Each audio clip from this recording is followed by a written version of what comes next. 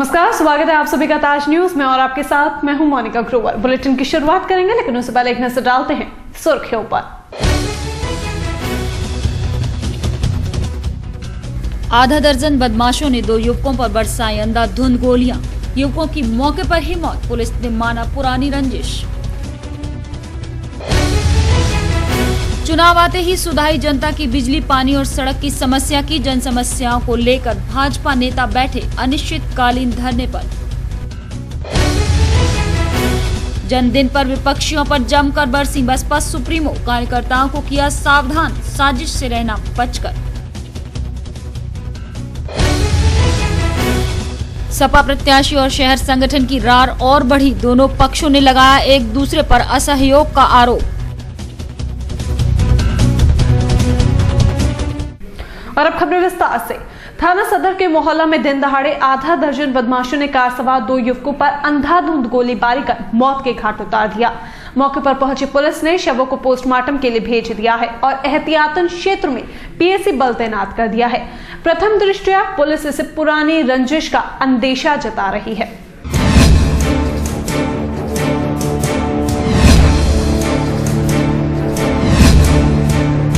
आगरा थाना सदर कोतवाली इलाके के 16 के पास दिन दहाड़े हुए डबल मर्डर से इलाके में सनसनी फैल गई। मामला थाना सदर इलाके के 16 का है। आज शाम 16 निवासी टीटू यादव अपने दोस्त रिंकू यादव के साथ अपनी कार स्विफ्ट से घर की तरफ जा रहे थे कि 16 के पास आधा दर्जन हथियारबंद बदमाशों ने कार पर ताबड़तोड़ फायरिंग करना शुरू कर दिया। बताया जा रहा है कि करीब 2 दर्जन गोलियां चली थी। मौके पर ही टीटू और रिंकू यादव की मौत हो गई। मौके पर पहुंची पुलिस ने दोनों के शवों को कब्जे में लेकर पोस्टमार्टम के लिए भेज दिया है और इस घटना को पुलिस पुरानी रंजिश से भी जोड़कर देख रही है। जो घटना अभी तक प्रकाश में आई है, 2 लोगों की हत्या की बात प्रकाश में आई है। जब तक इनको मॉर्चरी लेके आते इनकी डेथ हो गई थी। थाना सदर पड़ता है, यहाँ क्या घटना स्थल है, लालपुर की चौकी पड़ती है वहाँ की। और ये लोग स्विफ्ट गाड़ी में थे और बताया जा रहा है कि हमलावर मोटरसाइकिल पर आए हैं और फायरिंग करी है। कितने हमलावर थे और किस कारण से की गई है, अभी इसके बारे में जो है जानकारी की जा रही है और इसके अंदर कोई रंजिश रही है, अन्य जो भी कारण रहा है उस चीज़ के ऊपर जानकारी करके इसके ऊपर कार्रवाई की जा रही है। पूर्व में भी इस क्षेत्र में इस तरह की घटना हो चुकी है। कहीं ये घटना गैंग वॉर तो नहीं। फिलहाल पुलिस इस हत्याकांड की जांच में जुट गई है।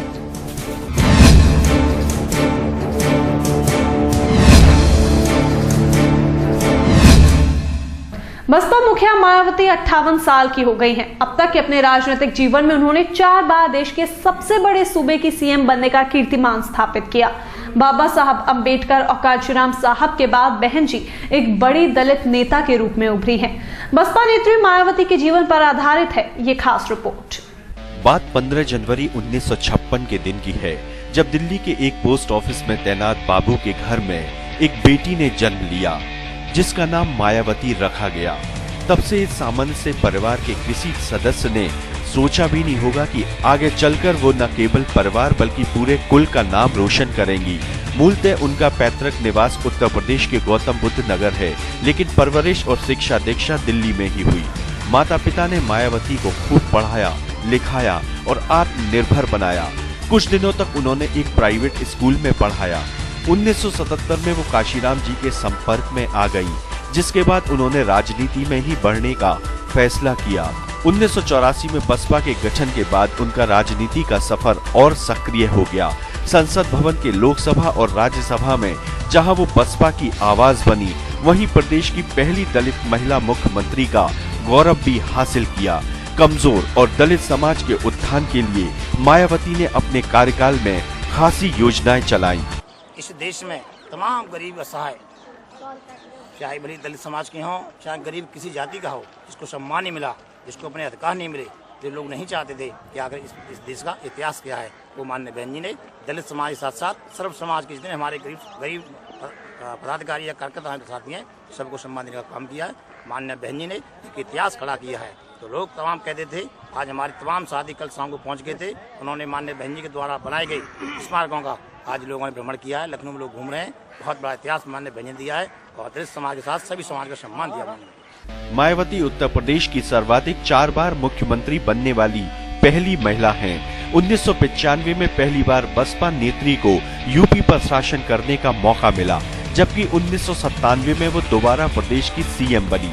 इसके बाद साल 2002 में भाजपा के साथ मिलकर मायावती के नेतृत्व में उत्तर प्रदेश में हाथी का शासन चला, मगर साल 2007 के चुनावों में तो प्रदेश की जनता ने बीएसपी को स्पष्ट बहुमत दे दिया।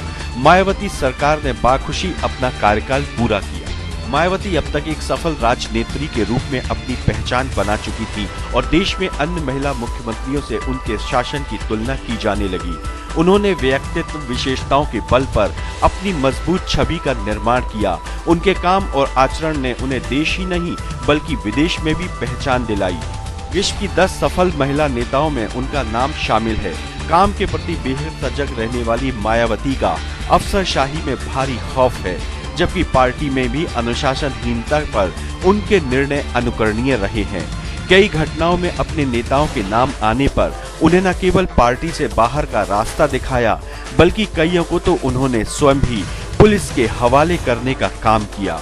मायावती अपने फैसलों के लिए राजनीतिक गलियारों में खासी चर्चित हैं। इस बार उन्होंने केंद्र की राजनीति का निर्णय लिया है। यही वजह है कि बसपा अब बहुजन से सर्वजन समाज पार्टी बन चुकी है। सोशल इंजीनियरिंग के बल पर यूपी में तो नीला झंडा फहर गया। देश भर में उसे फहराने की सोच रखने वाली हाथी के लिए दिल्ली वाकई बहुत दूर है। ब्यूरो रिपोर्ट, ताज न्यूज, आगरा।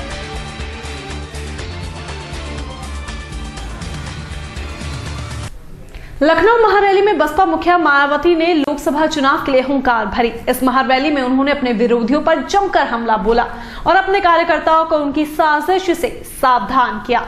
मायावती ने कहा कि पिछले चुनाव में बीएसपी को रोकने के लिए सभी दल एक हो गए थे, मगर लोकसभा चुनावों में उनके कार्यकर्ता विपक्षियों की साजिश का माकूल जवाब देंगे।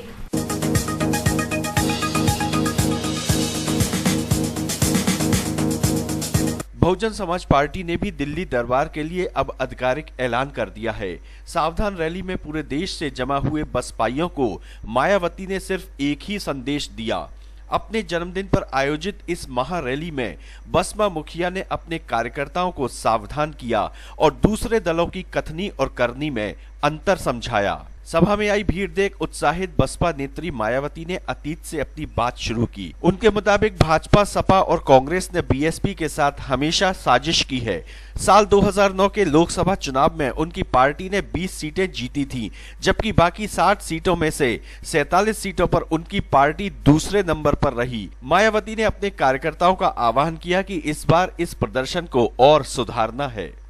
मुझे सुनने के लिए आज भयंकर कड़ाके की ठंड होने के बावजूद भी लाखों की संख्या यहाँ इकट्ठा हुए हैं, इसके लिए मैं आप सब लोगों का हार्दिक दिल से शुक्रिया अदा करती हूँ।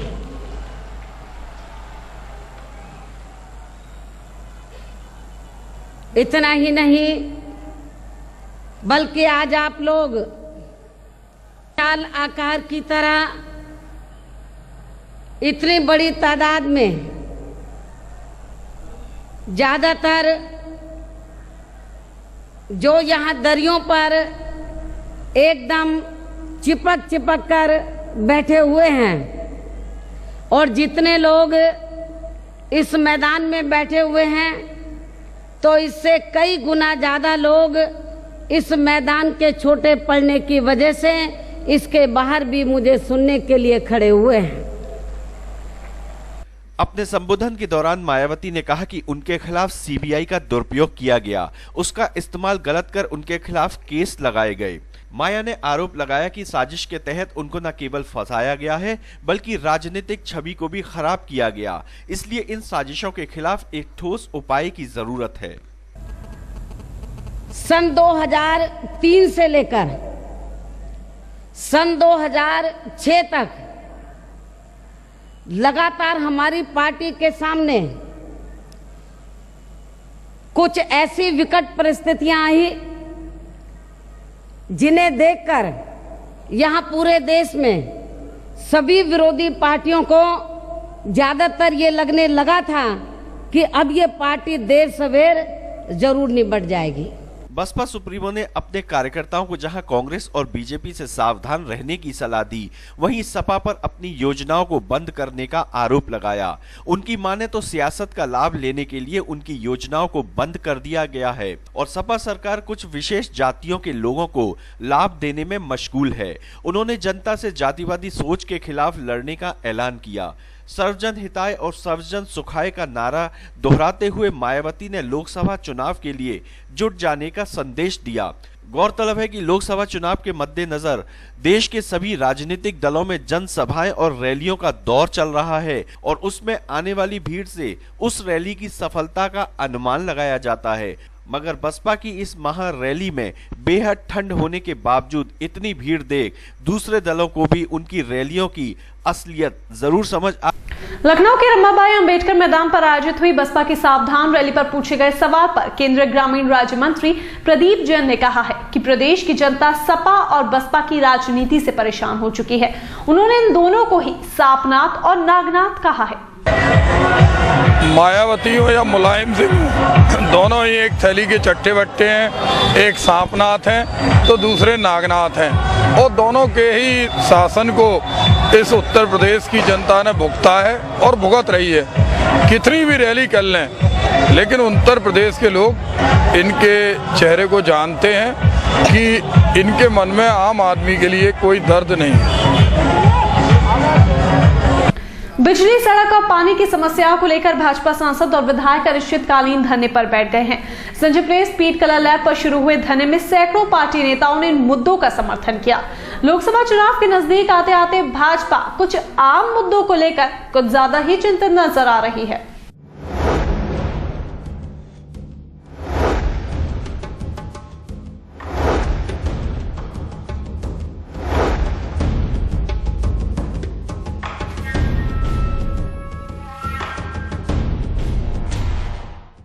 लोकसभा चुनाव के नजदीक आते ही भाजपा नेता जन समस्याओं के प्रति सक्रिय दिखने लगे हैं। इसी क्रम में पार्टी नेताओं ने स्पीड कलर लैब के सामने संजय प्लेस पर अनिश्चितकालीन धरना शुरू कर दिया है। धरने का नेतृत्व भाजपा सांसद रामशंकर कठेरिया और समर्थन पार्टी के विधायक कर रहे हैं। भाजपा नेताओं ने अपनी 7 सूत्रीय मांगों को लेकर धरना शुरू किया है और 23 जनवरी तक मांगे पूरी न होने पर बड़े आंदोलन की बात भी कही है। भारतीय जनता पार्टी आगरा में आज सांकेतात्मक धरना 23 जनवरी से अनिश्चितकालीन धरना किसी स्थान पर होगा। पार्टी की और हमारी मांग है कि जो टोरंटो कंपनी का मीटर है वो भागता है 10% से लेकर 15% तेज भागता है। उन्होंने अपनी लैब से उसकी जांच कराई है। हमारी मांग है तो उसको दिल्ली की लैब से जांच कराया जाए और ये सारे तेज भागने वाले मीटर चेंज किए। इस आगरा के लिए मूलभूत समस्या जो जनता की है वो 3 समस्या है।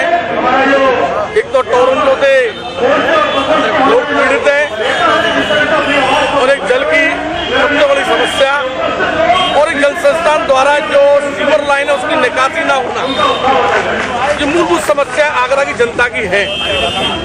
निश्चित तौर पर भारतीय जनता पार्टी इस मुद्दे को लेके बड़ी गंभीर है। धरने पर पार्टी के कई पदाधिकारी भी मौजूद रहे। धरना प्रदर्शन पर समर्थकों को संबोधित करते हुए वक्ताओं ने टोरंट को आड़े हाथों लिया।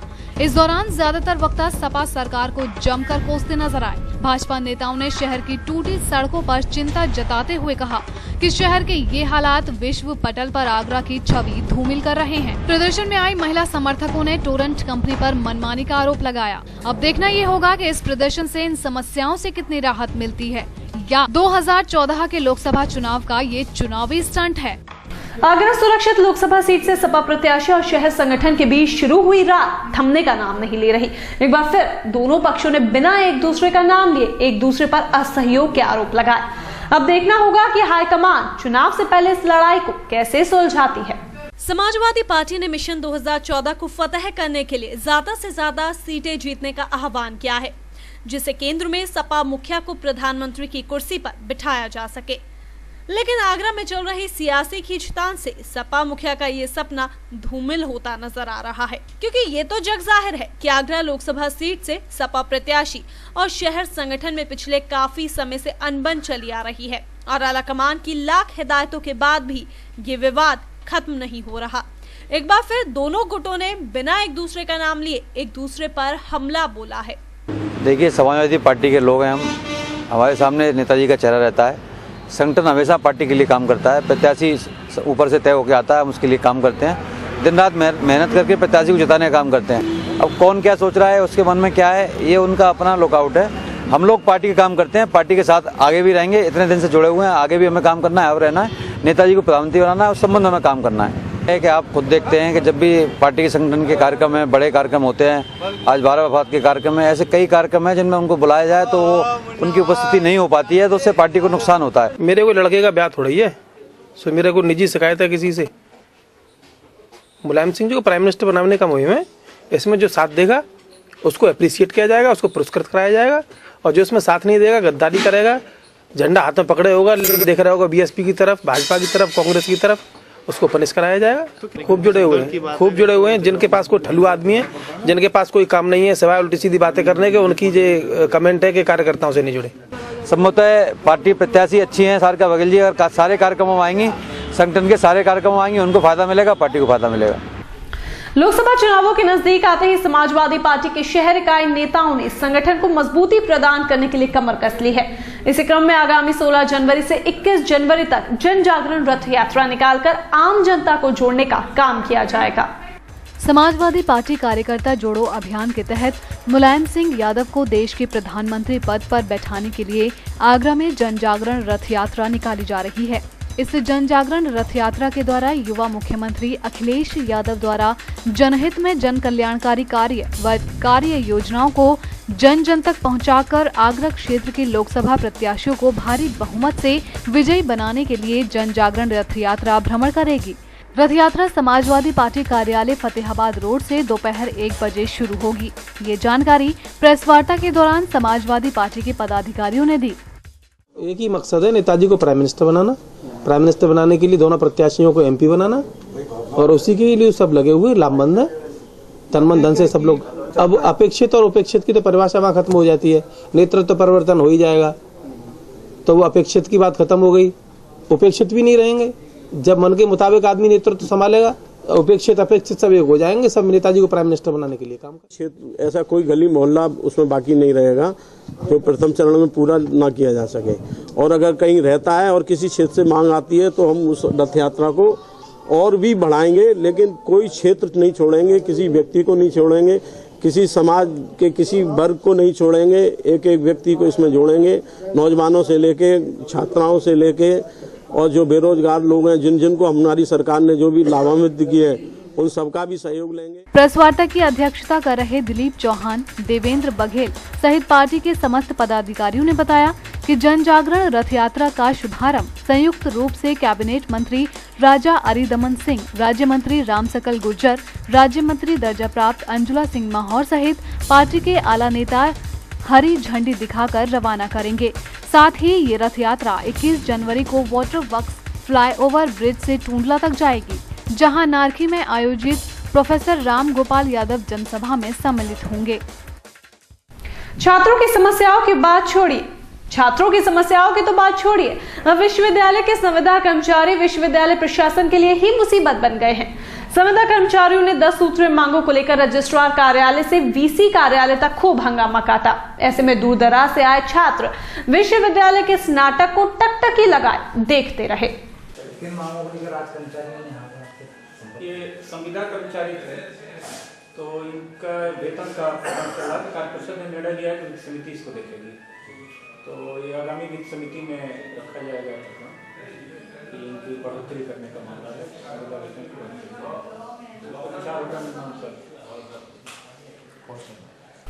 अब जिले भर के उन परिवारों को सिविल डिफेंस के वॉलंटियर्स समझाएंगे जो अपने बच्चों को पोलियो की खुराक पिलाने से मना कर देते हैं। पोलियो मुक्त आगरा बनाने के लिए नागरिक सुरक्षा संगठन और स्वास्थ्य विभाग के अधिकारियों के बीच विकास भवन में बैठक आयोजित की गई। आगामी 19 जनवरी को पोलियो दिवस पर ये वॉलंटियर्स पोलियो से जुड़ी भ्रांतियों को मिटाएंगे। आगरा को पोलियो मुक्त बनाने में अब सिविल डिफेंस के वॉलंटियर भी मदद करेंगे। आगामी 19 जनवरी से शुरू हो रहे पल्स पोलियो अभियान में नागरिक सुरक्षा संगठन के वार्डन लोगों को जागरूक करेंगे। विकास भवन सभागार में आयोजित बैठक में जिले भर के सिविल डिफेंस वार्डन को प्रशिक्षित किया गया। उन्हें पोलियो की दवा के प्रति समाज में व्याप्त भ्रांतियों को दूर करने के टिप्स भी बताए गए। ये पल्स पोलियो उन्मूलन अभियान के तहत 19 जनवरी से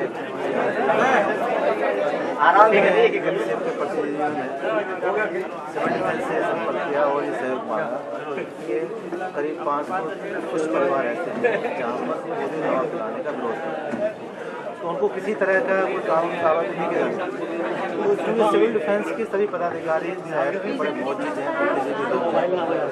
उनके प्रभाव से उन पीड़ित परिवारों को बताने की कोशिश जाए कि जो आपके जन्म आता है पूरी तरह गलत है, इस दवा का कोई विरोध नहीं है, गलत कोई इफेक्ट नहीं है, कोई नुकसान नहीं है, बल्कि इसके फायदे हैं।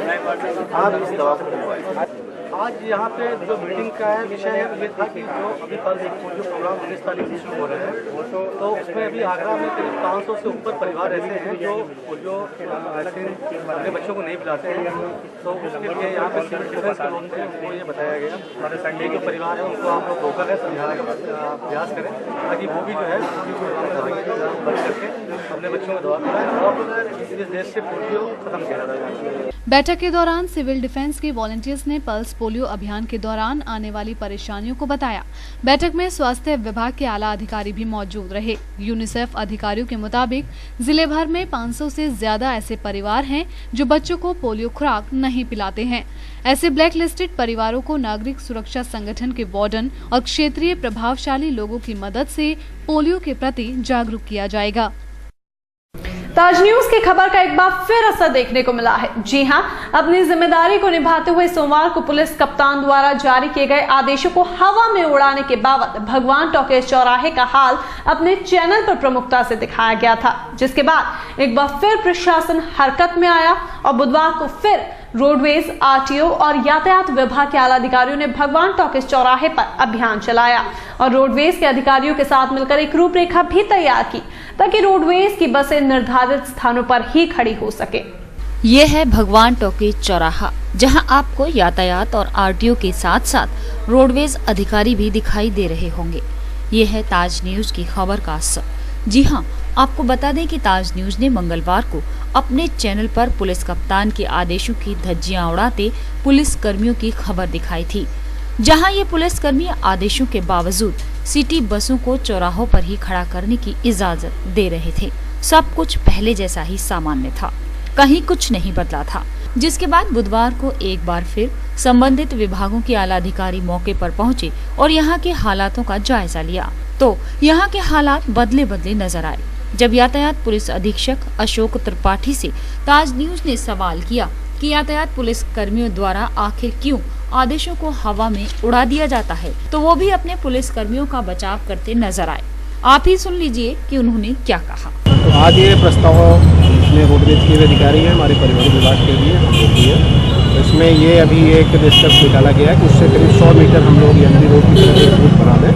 टीआई महोदय यहीं पे बैठे और जो भी उनको एंट्री करनी है यहीं पे करें। और इसमें हम लोग सिद्धांत का शामिल हो गए हैं। इसमें नगर निगम और अन्य वरिष्ठ अधिकारी जैसे जिलाधिकारी महोदय हैं, कमिश्नर महोदय हैं, उनसे भी एक अप्रूवल ले करके इस कार्य योजना को शीघ्र ही हम लोग करेंगे। पुलिस अधीक्षक से जब सवाल किया कि क्या ऐसे पुलिस कर्मियों पर कार्रवाई की जाएगी जो अपने काम को गंभीरता से नहीं लेते और आला अधिकारियों के आदेशों को भी नहीं मानते, तो उनका कहना था कि ऐसे लोगों पर निश्चित तौर पर कार्रवाई होगी जो अपने काम को ठीक से अंजाम नहीं देते। देखिए, इस बार हम ट्रैफिक पुलिस का और सहयोग लेंगे। अब कि अगर कोई निर्देश स्थान पर नहीं रोकता है तो उसके खिलाफ फिर लीगल कार्रवाई सीधे शिकायत आपसे की जा सकती है। एक समस्या और आती है कि रोडवेज कर्मियों को जब रोका जाता है बस रोकने से, तो वो मारपीट उतर आती है, जाम की स्थिति पैदा कर देते हैं, बसों को अलग से खड़ा कर देते हैं। उससे निपटने के लिए फिर आप कहीं ऐसे मामले आए हैं तो उसमें कहीं पर जनता का भी कुछ ऐसे तथ्य उसमें आए सामने। तमाम लड़ाई झगड़ा भी हुई है जिसमें लोगों ने इंसिस्ट करते हैं कि जहाँ वो चाहते हैं ऐसा। जनता से भी अपील है कि भाई जो स्टॉप है वहीं पे उतरें आप, क्योंकि आप उसको इंसिस्ट करेंगे, आप बात नहीं करेंगे कहीं लोगों को न रुके तो लड़ाई होती है। इस दौरान साथ चल रहे रोडवेज विभाग के ARM अनिल कुमार ने भी माना कि ये लोग बसों को मन मुताबिक ही रोक देते हैं। साथ ही उन्होंने ये भी बताया कि कई बार इन लोगों पर जुर्माना भी किया गया है। अब एक और बार इन लोगों से कड़ाई से नियमों का पालन कराया जा रहा है। जनवरी में 1 तारीख के बाद में अभी तक लाल और अवैध रूप से नीली बत्ती को लोग लगा के चलते हैं। उस पर हम लोगों ने 2 बार विशेष कार्रवाई की है और इन दोनों बारों में 6 नीली बत्ती अवैध नीली बत्ती के उसमें चालान किया गया और उनकी नीली बत्ती में जब्त की गई है। और ये भी अगर अलग नाम पट्टिका लगा के चलते हैं या किसी भी संस्था का कुछ भी नाम लगा के चलते हैं क्योंकि पूरी तरह से अवैध है, केवल नंबर प्लेट के अलावा और कोई भी चीज़ उस पर लिखी हुई नहीं होनी चाहिए। यहाँ पहुंचे आला अधिकारियों ने भगवान टॉकी से दीवानी चौराहे तक का हाल जाना। साथ ही यातायात विभाग अब नगर निगम की मदद से दीवानी के पास एक नया बस स्टैंड बनाने की योजना भी बना रहा है, जिससे बस में सफर करने वाले बस स्टैंड से ही बस में सफर करें और इस चौराहे को जाम से निजात मिल जाए।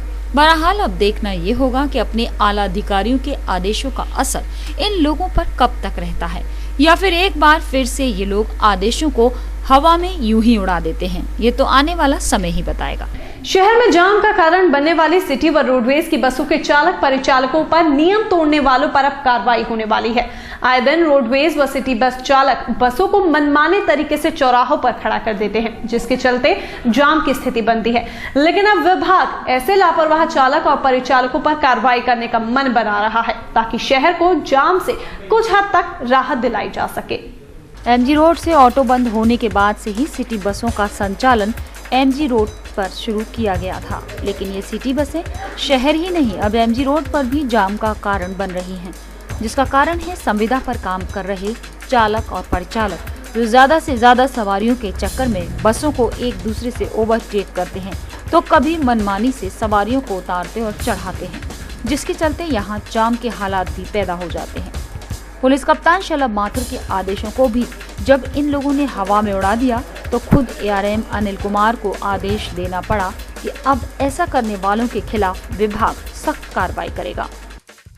कोशिश करेंगे कि नहीं अगर यात्रियों को वहाँ पर दिक्कत हो रही है, बॉटलनेक हो रहा है, जाम हो रहा है, तो अगर उससे इसमें सुविधा मिलती है तो हम बिल्कुल 100%। एरम साहब, एक समस्या लगातार सामने आती रही, जैसे जयनगर की बसें चली हैं कि स्टॉपेज पर बसें नहीं रुकती हैं, मन चाही जगह पर चालक ब्रेक लगा देते हैं। इसमें भी थोड़ा हम लोग हमारे चालक प्रचालक इसमें लापरवाही कर रहे हैं, उनके खिलाफ हम लोगों ने बीच में कार्रवाई भी की है, 1000 रुपये उनकी पेनल्टी भी लगाई गई है। देखिए इस बार हम ट्रैफिक पुलिस का और सहयोग लेंगे अब कि अगर कोई निर्देश स्थान पर नहीं रोकता है तो उसके खिलाफ फिर लीगल कार्रवाई। गौरतलब है कि रोडवेज अधिकारियों ने जाने कितनी ही बार चालकों और परिचालकों को चेतावनी दी, लेकिन कोई ठोस कार्रवाई न होने के चलते ये लोग चेतावनियों को गंभीरता से नहीं लेते और मन माफिक काम करते हैं। इतना ही नहीं, जब यातायात पुलिसकर्मी इन्हें बसों को ठीक से खड़ा करने के लिए कहते हैं तो ये लोग झगड़े पर उतारू हो जाते हैं। इस पर ARM अनिल कुमार का कहना था कि अब ऐसा नहीं होगा। जो स्टॉप है वहीं पे उतरे आप इसको इस तरह के आप बात नहीं करेंगे, कहीं रोको ना रोके तो लड़ाई होती है। लेकिन अगर चालक परिचालक इस तरह की करते अगर पाए जाते हैं तो जो उनके खिलाफ कार्रवाई करें। बहरहाल अब आए इन आदेशों को और यातायात नियमों को ये लोग कितनी गंभीरता से लेते हैं ये तो आने वाला वक्त ही बताएगा। ये लोग सुधर पाते हैं या हर बार की तरह इस बार भी आदेश हवा में उड़ा दिए जाते हैं। आवास विकास में टूटी पड़ी सड़कों और उफनते सीवर की समस्या पर एक तरफ जहां भाजपा धरना दे रही है तो वहीं नगरायुक्त का कहना है कि जल्द ही इस काम को पूरा करा लिया जाएगा। साथ ही पिछले कई दिनों से इस सड़क पर काम भी कराया जा रहा है जो इसी माह तक पूरा हो जाएगा ताकि यहाँ लोगों को हो रही समस्याओं से निजात दिलाई जा सके। आवास विकास में जन समस्याओं को लेकर जहां जन आक्रोश बढ़ता ही जा रहा है तो वहीं नगर निगम अब यहां के विकास कार्य को जल्द पूरा कराने की तैयारी कर रहा है, जिससे यहाँ के लोगों को होने वाली समस्याओं से निजात मिल जाए। नगर आयुक्त इंद्र विक्रम सिंह ने बताया कि जल संस्थान द्वारा पिछले कई दिनों से चौक पड़े सीवरों को दुरुस्त करने का काम किया जा रहा है, तो वहीं यहाँ गड्ढों में गिट्टी डालने का काम लगातार जारी है। स्वयं पहल करके मैं स्वयं उनके धरना स्थल पर गया था, उनसे वार्ता की थी, उनको अब तक की गई कार्रवाई की यथास्थिति से भी अवगत कराया था। आप भी इस बात से संज्ञानित हैं कि आवास विकास परिषद की सिकंदरा योजना में जो जल भराव की समस्या पैदा होती है और जो सड़कों की खराब स्थिति है, इसको लेकर वहाँ के स्थानीय लोग और जनप्रतिनिधि माननीय आयुक्त महोदय से मिले थे। उनके द्वारा हमारे अध्यक्षता में एक कमेटी का गठन किया गया था, जिसको ये सुझाव देना था कि इन समस्याओं का निदान कैसे किया जा सकता है और समस्याएं किस किस स्तर पे हैं। इस संबंध में हमने व्यापक सर्वेक्षण करने के उपरांत अपनी जांच रिपोर्ट आयुक्त को महोदय को प्रेषित भी कर दी है। आपको बताते चलें कि पिछले कई माह से यहाँ की जनता पानी, बिजली और सड़क जैसी समस्याओं से जूझ रही है, लेकिन महीनों गुजर जाने के बाद भी यहाँ की समस्याएं जस की तस बनी हुई हैं। इतना ही नहीं, पिछले 10 दिनों से यहाँ भाजपा का धरना भी चल रहा है, लेकिन निगम पर इसका कोई असर नहीं हो रहा। बहरहाल अब खुद नगर आयुक्त ने इन जन समस्याओं को जल्द से जल्द दूर करने का आश्वासन दिया है। देखना होगा कि कब तक यहाँ के हालात बदल पाते हैं या ये आश्वासन महज आश्वासन ही बनकर रह जाता है। अब बुलेटिन में खबरों का सिलसिला यूं ही जारी रहेगा, लेकिन फिलहाल यहाँ पर वक्त चला है एक छोटे से ब्रेक का। आप जुड़े रहिएगा ताज न्यूज के साथ।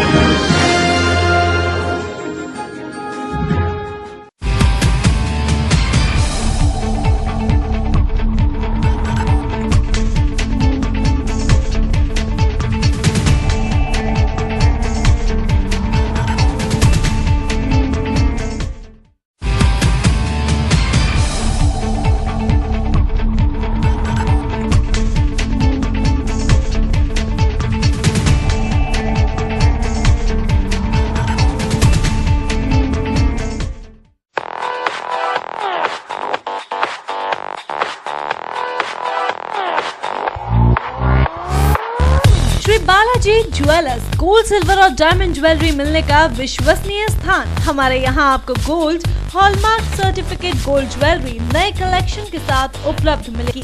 संपर्क करें Shri Balaji jewellers, Fortune tower near Kargil petrol pump, Agra. Phone number 9719 333 563 और 9759 333 992। श्री बालाजी ज्वेलरी, दुल्हन की jewellery, A D jewellery, artificial bangles, chain व सभी प्रकार के सेट्स यहाँ पर उपलब्ध है। तो तुरंत संपर्क करें 21 सुपर बाजार, कारगिल पेट्रोल पंप के पीछे, आगरा। फोन नंबर 9358464218 और 8865911110।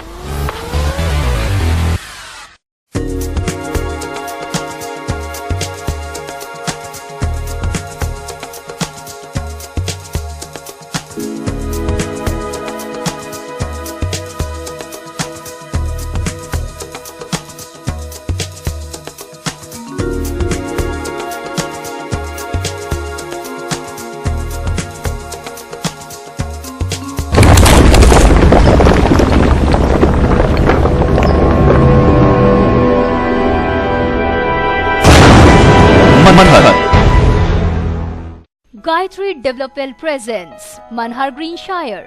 Specifications: lush green park, green environment, spacious house with car park inside, wide road inside the campus, 24-hour water supply, according Vastu. Contact at 5th floor, Ramantar, Sanjay Place, Agra. Contact number 9219696623. Dot number 0562400437.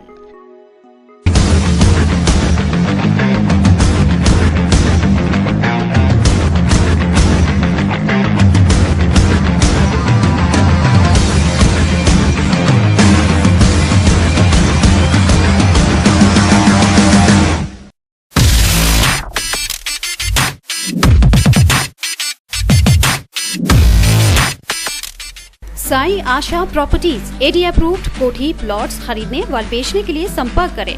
ताज नगरी 2 में AD approved plots के लिए संपर्क करें।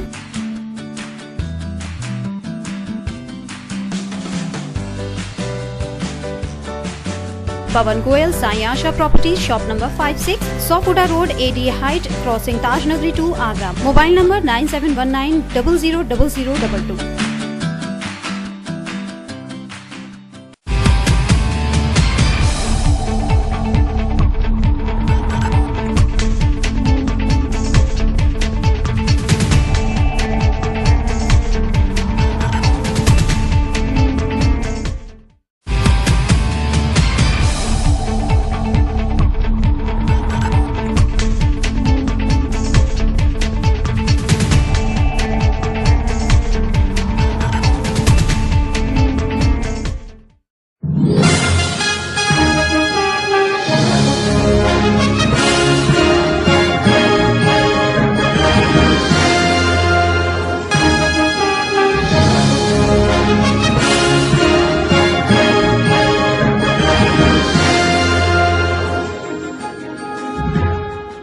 Break के बाद आप सभी का एक बार फिर से बहुत बहुत स्वागत है। अगली खबर का रुख करेंगे।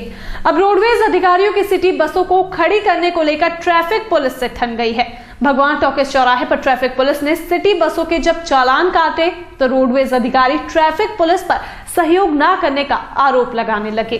था कि यहाँ हमारी गाड़ी आई थी तो एक गाड़ी यहाँ पॉइंट पे चल रही थी, 2 गाड़ियाँ खड़ी थी, तो एक गाड़ी जैसे लगे आई तो PSI आए, PSI साहब ने गाड़ी रोक ली।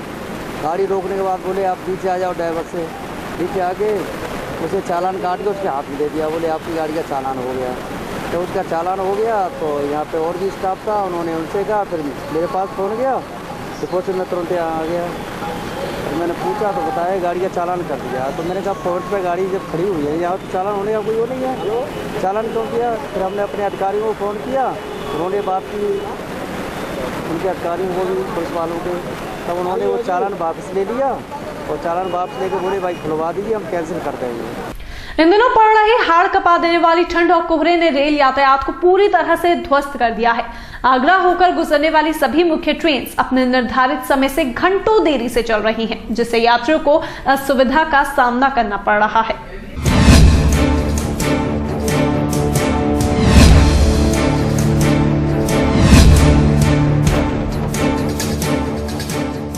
जमा देने वाली सर्दी और कोहरे का असर रेल यातायात पर पूरी तरह हावी होता नजर आ रहा है। शायद यही वजह है कि आगरा होकर गुजरने वाली सभी मुख्य ट्रेन अपने निर्धारित समय से घंटों देरी से चल रही हैं, जिनमें मुख्य रूप से पंजाब मेल, छत्तीसगढ़, मंगला एक्सप्रेस और GT एक्सप्रेस शामिल हैं। ट्रेन के लेट होने से इनमें सफर करने वाले यात्रियों को खासी दिक्कतों का सामना भी करना पड़ रहा है। इस कड़कड़ाती ठंड में यात्रियों को प्लेटफॉर्म पर ही ट्रेन के इंतजार में सर्दी से 2-4 होना पड़ रहा है, तो वहीं दूसरी ओर रेल प्रशासन इसके लिए कोई अतिरिक्त इंतजाम नहीं कर रहा। बीते दिनों यातायात पुलिस द्वारा शहर में ट्रैफिक व्यवस्था को सुधारने के लिए प्रतापपुरा चौराहे पर किया गया 1 वे रूट अब आम जनता की परेशानी का सबब बन गया है। इसी क्रम में क्षेत्रीय दुकानदारों ने अपनी दुकानों को बंद कर प्रशासन के खिलाफ अपना रोष व्यक्त किया। शहर में ट्रैफिक व्यवस्था को सुचारू बनाए रखने के लिए गत माह से प्रतापपुरा चौराहे को ट्रैफिक पुलिस द्वारा 1 वे रूट किया जाना शायद क्षेत्रीय दुकानदारों को रास नहीं आ रहा है। इसी क्रम में बुधवार को प्रतापपुरा क्षेत्र के समस्त दुकानदारों ने अपनी दुकानें बंद कर प्रशासन के खिलाफ अपना रोष व्यक्त किया। एक तरफा किए गए इस मार्ग को जल्द से जल्द खोले जाने की मांग उठाई गई। सारी समस्या प्रशासन ने पैदा करी है। यहाँ पर इतनी बड़ी रोड MG रोड को बंद करके व्यापार को बिल्कुल खत्म कर दिया है। यहाँ का व्यापारी जो है भूखों मरने के नौबत पर आ गया है। आज आपको पैदल जाने की रास्ता नहीं है, अगर कोई बीमार आदमी है उसको जाने की रास्ता नहीं है, उल्टा चल रहे हैं। चारों तरफ यहाँ पर जितनी रोड इस रोड पर है पैरेलल समानांतर इतनी सड़कें हैं, 2 डबल रोड को सिंगल रोड कर दिया गया और प्रशासन से उम्मीद करते हैं कि ये बाजार रास्ता जो है खोला जाए, जिससे व्यापारी अपना काम करे, आम जनता की तकलीफ दूर हो। उससे सबसे बड़ी परेशानी दुकानदार के अलावा यहाँ जो छोटी बस्तियाँ हैं, हमारे जो मोहल्ले हैं वहाँ से जो बच्चे निकलते हैं तो उधर ट्रैफिक बढ़ गया है, वहाँ भी काफ़ी प्रॉब्लम हुई है। और ये बनवे से ट्रैफिक का अभी कोई फर्क नहीं पड़ा है। हम चाहते हैं कि जैसा था वैसा हो जाए इसके अंदर। क्या गाड़ियाँ बनवे होने के बाद भी लगातार? हाँ बिल्कुल लगातार आनी, और जाम फंसा हुआ, अभी भी जाम फंसा हुआ है। बनवे से कोई ट्रैफिक का फर्क नहीं पड़ा है, जबकि जो दुकान बंद है उनको नुकसान हो गया। क्षेत्रीय दुकानदारों की माने तो पिछले 1 महीने से रोड के एक तरफा आवागमन होने के कारण व्यवसाय पर खासा फर्क पड़ा है, जिसके कारण दुकानदारों को खासा परेशानियों का सामना भी करना पड़ा। लोकसभा चुनावों का आगाज होते ही शहर इकाई नेताओं में अपनी अपनी पार्टी प्रत्याशी को जिताने की होड़ मच गई है। इसी क्रम में राष्ट्रीय लोकदल के जिला अध्यक्ष सहित कई नेताओं ने प्रेस वार्ता कर आगामी 30 जनवरी को होने वाली विशाल जन रैली की बात कही। आगामी लोकसभा चुनावों के नजदीक आते ही राष्ट्रीय लोकदल पार्टी के शहर इकाई नेताओं ने भी अपनी कमर कस ली है।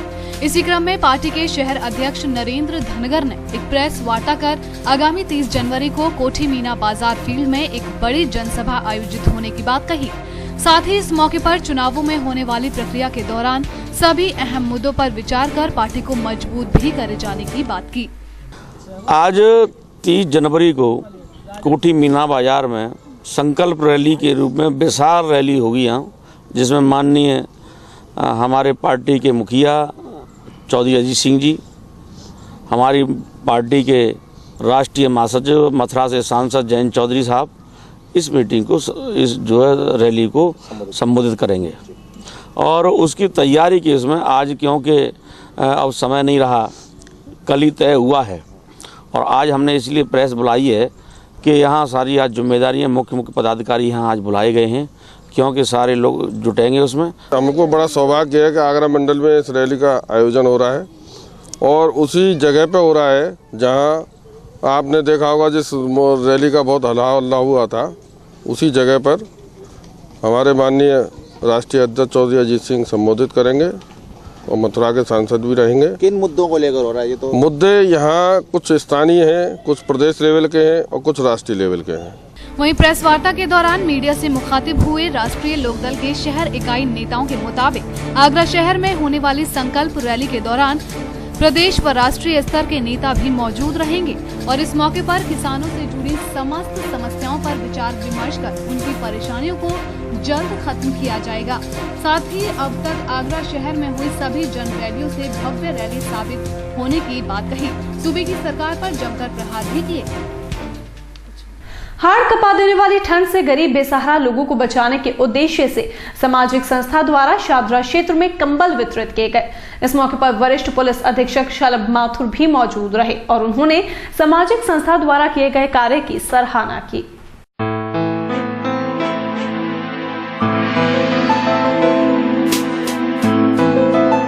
जो काम प्रशासन को करना चाहिए वो काम अब प्रशासन तो नहीं कर रहा, लेकिन आगरा की कुछ सामाजिक संस्थाएं जरूर कर रही हैं। चाहे वो रैन बसेरे हो या फिर हो अलाव या फिर कंबल वितरण। आगरा में पहले भी कई बार जायजा लेने पर ये मामला सामने आया कि वो लोग जो गरीब हैं उन्हें ना तो अभी नगर निगम की तरफ से या फिर जिला प्रशासन की तरफ से सर्दी से बचाने के लिए कोई उपाय नहीं किए गए। आज एक सामाजिक संस्था ने आगरा इत्मादौला इलाके के शादरा इलाके में एक कार्यक्रम के तहत आगरा के 2 स्वतंत्रता सेनानियों का सम्मान किया और सैकड़ों गरीब लोगों को कंबल भी वितरित किए। इस कार्यक्रम में आगरा के वरिष्ठ पुलिस अधीक्षक शलभ माथुर और कई समाज सेवियों ने शिरकत की। यही नहीं, इस कार्यक्रम में आगरा के एसएसपी ने भी स्वतंत्रता सेनानियों को शॉल उड़ाकर सम्मान किया। ये बहुत ही पावन और पुनीत कार्य, जैसा मैंने बताया, मानव कल्याण समिति द्वारा ये कराया जा रहा है और सर्दी का टाइम है, कंबल वितरण करना और दूसरी चीज़ स्वतंत्रता सेनानियों का सम्मान करना ये बहुत ही ज़रूरी भी है और मेरे को बड़ा अच्छा लगा कि मैं इसका हिस्सा बना और मैंने जैसा बताया कि आगे भी मैं चाहूँगा कि इस तरह के कार्यक्रमों में जितने भी हम लोग सार्थक प्रयास कर सकते हैं उस तरह से करते रहें। धन्यवाद। पहले तो मैं बधाई देता हूँ, शुभकामनाएं देता हूँ। इस समय समाज के उन पहलुओं को छू रहे हैं जिनको ज़रूरत है। तो आज उन लोगों को हम लोगों ने कंबल वितरण का कार्य किया है जिनको वास्तव में ज़रूरत है। और हम लोग हमेशा से ये कहते हैं कि भगवान ने हमें अगर किसी लायक बनाया है तो हम दूसरों की मदद करें और जो दूसरों के आंसू पहुँचता है ईश्वर उसकी आंख में आंसू नहीं आने देता। तो वही काम मानव कल्याण सेवा समिति कर रही है। निश्चित तौर पर सारे लोग बधाई के पात्र हैं। मैं साईं बाबा से प्रार्थना करता हूं कि उनको इतनी शक्ति दे कि किसी भी गरीब की आंखों में आंसू ना आ पाएं और ज़रूरतमंदों की हमेशा मदद होती रहे। मैं हमेशा से इनका सहयोग करता रहूँगा। जब भी मौका मिलता है इनके बीच आने का, मैं आने का प्रयास करता हूँ और कोशिश करता हूँ कि हम भी उस पुण्य आहुति में अपनी एक आहुति दे सकें जिसका ये काम कर रहे हैं। आगरा कॉलेज के वार्षिकोत्सव के पहले दिन वाद विवाद प्रतियोगिता का आयोजन किया गया। इस मौके पर कई साइंस स्टूडेंट्स ने मॉडल्स के माध्यम से सामाजिक संदेश भी दिए।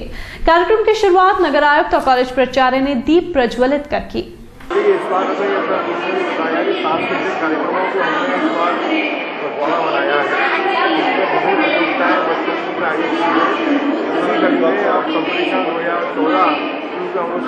समारोह आयोजित कर रहे हैं। इसकी पहली कड़ी में आज प्रश्नोत्तरी क्विज प्रतियोगिता का आयोजन किया गया है, जिसमें बच्चों के अपने क्षेत्र में बनाए हैं।